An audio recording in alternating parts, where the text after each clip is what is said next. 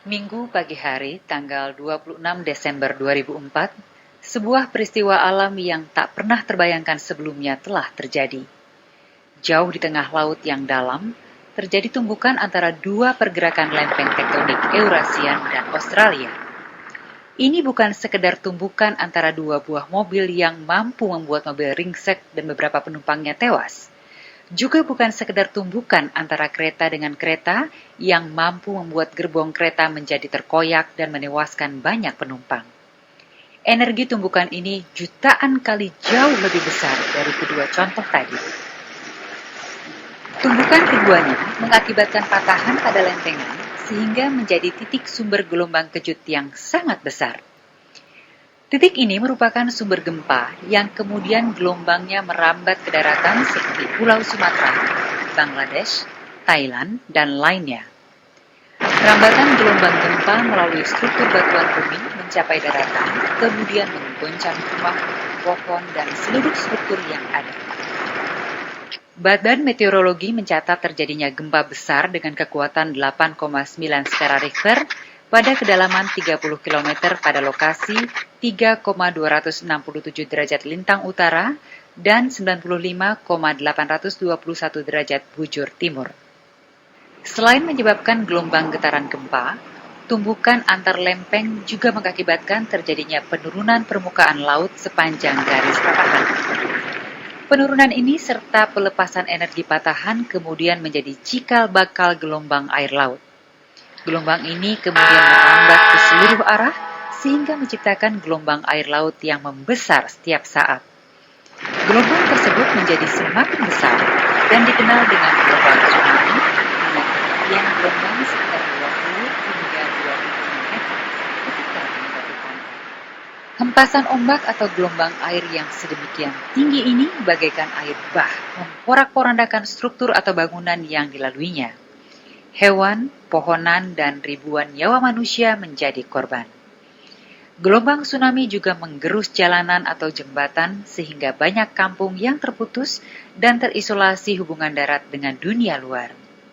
Peristiwa ini menimbulkan teror, ketakutan, kepanikan, keresahan, kerugian materi dan nyawa manusia yang tidak terkira. Peristiwa ini adalah tragedi besar yang membuat jutaan mata menitikan air mata. Pemerintah Indonesia kemudian mengumumkan kondisi berduka dan segera mengirim bantuan obat-obatan, bahan makanan, serta relawan untuk meringankan dampak tragedi ini. Aceh yang terletak di bagian ujung Indonesia memiliki jarak sekitar 1.800 km dari pusat pemerintahan di Jakarta. Pertimbangan pengiriman bahan makanan dan obat-obatan tentunya menjadi tidak mudah. Pengiriman bantuan melalui jalan udara maupun jalan darat segera dilakukan. Khusus untuk daerah yang terisolasi, maka dirasakan alternatif bantuan udara lebih baik, mengingat jalan darat yang sudah banyak terputus. Pesawat-pesawat yang membawa barang bantuan logistik serta obat-obatan dari Jakarta berangkat menuju Aceh. Pesawat kebanggaan nasional CN235 harus melalui beberapa kali transit untuk mengisi bahan bakar. Pendistribusian barang logistik dan makanan memerlukan penanganan yang teliti. Kotak-kotak berisi makanan, pakaian, serta obat-obatan dilepas dari udara ke lokasi yang terisolasi menggunakan parasut agar tidak rusak. Setelah selesai proses pengiriman bahan melalui udara selesai, pesawat udara kemudian kembali ke bandara untuk diisi oleh bahan bantuan lain dan kembali terbang untuk mengirim bantuan ke lokasi terisolasi lainnya. Peristiwa tragedi nasional yang dihadapi oleh bangsa Indonesia merupakan sebuah fenomena alam yang memerlukan cara pikir serta sudut pandang dalam menyikapi fenomena tersebut. Dengan memahami fenomena alam yang terjadi, maka manusia akan dapat dengan lebih bijak bertindak dan mengantisipasi langkah penyelamatan yang baik. Teknologi dan pemahaman sains akan mampu membantu manusia dalam menghadapi masalah yang mungkin timbul.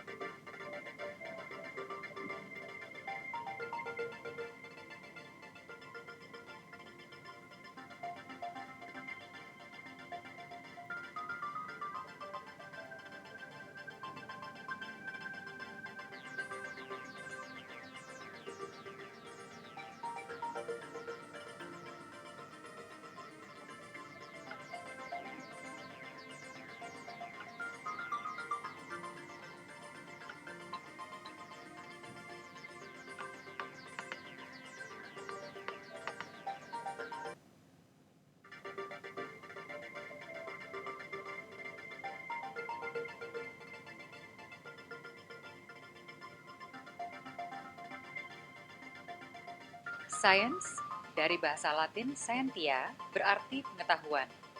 Merujuk pada praktik sistematik berbasis pengetahuan atau preskriptif yang mampu menghasilkan sebuah prediksi atau jenis hasil yang bisa diprediksi. Dalam hal ini, sains bisa merujuk pada teknik atau praktik yang memerlukan kemampuan tinggi. Sains adalah sebuah upaya terus-menerus untuk menemukan dan meningkatkan pengetahuan dan pemahaman manusia melalui penelitian terorganisir. Dengan menggunakan berbagai metode terkendali, para ilmuwan mengumpulkan bukti dari alam atau fenomena sosial yang bisa diamati, mencatat data yang bisa diukur yang berhubungan dengan pengamatan tersebut, dan menganalisis informasi ini untuk mengonstruksikan penjelasan teoritis tentang bagaimana berbagai gejala alam tersebut bekerja.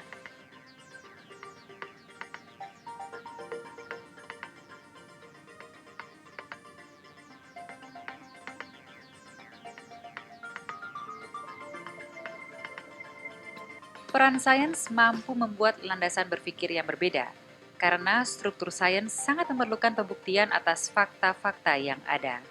Pemahaman fenomena alam yang terjadi harus dapat diobservasi dan diukur untuk kemudian dapat direduksi dalam bentuk rumus atau formula empiris, di mana nantinya rumus tersebut dapat digunakan untuk memprediksi kejadian yang sama.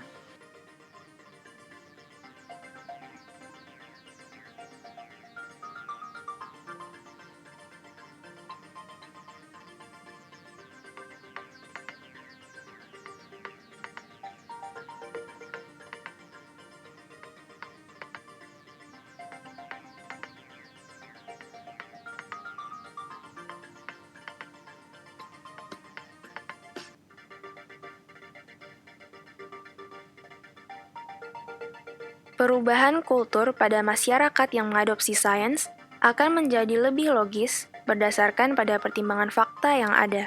Dengan demikian, perkembangan kultur ini juga akan lebih mudah dalam menerima perkembangan perubahan zaman. Pada zaman agrikultur, masih banyak terdapat mitos atau legenda-legenda yang sangat tidak berdasar pada fakta. Memasuki era industri, sedikit demi sedikit, pemahaman masyarakat terhadap mitos dan legenda menjadi terkikis.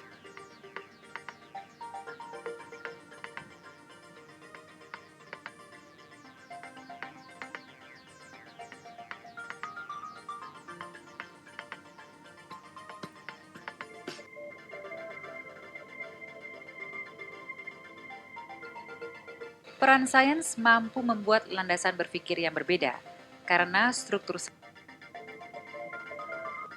bidang ilmiah umumnya diklasifikasikan dalam dua lini besar, sains atau ilmu alam, di mana studi terhadap fenomena alamiah termasuk kehidupan biologis, dan sains atau ilmu sosial yang mempelajari perilaku manusia dan masyarakat.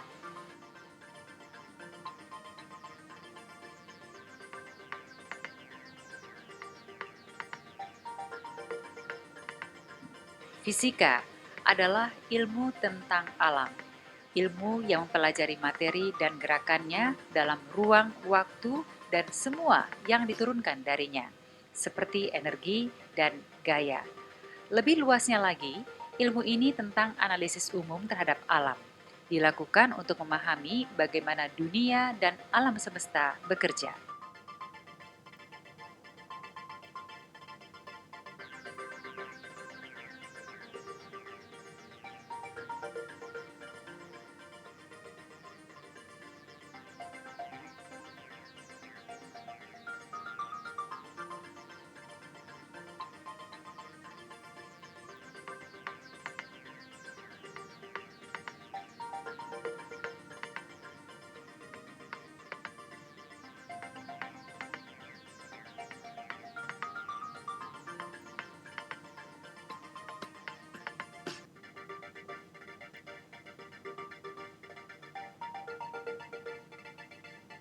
Kimia adalah ilmu yang mempelajari komposisi suatu materi dan bagaimana materi tersebut bereaksi satu sama lain.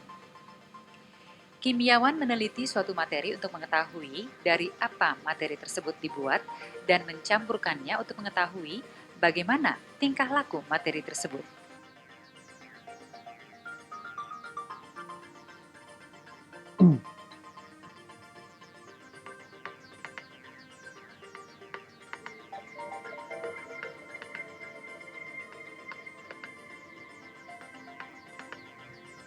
Sains merubah kehidupan yang kita hadapi saat ini. Tanpa sains, mungkin kita masih tinggal di goa-goa, tanpa ada penerangan listrik, kesehatan yang sangat minim dengan tingginya risiko kematian, pola perpindahan yang lambat karena tidak ada alat transportasi modern, pola irigasi air yang tergantung pada musim untuk bercocok tanam, serta sulitnya berkomunikasi dengan pihak lain pada lokasi yang jauh.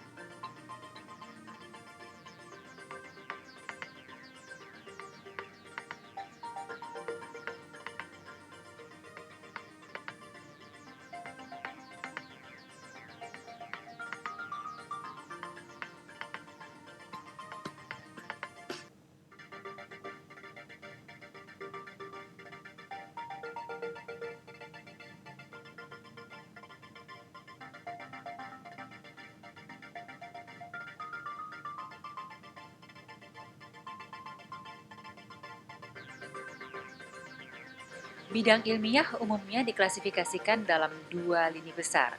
Biologi adalah ilmu yang mempelajari tentang kehidupan, struktur, fungsi, dan tingkah laku organisme hidup seperti tumbuhan dan hewan.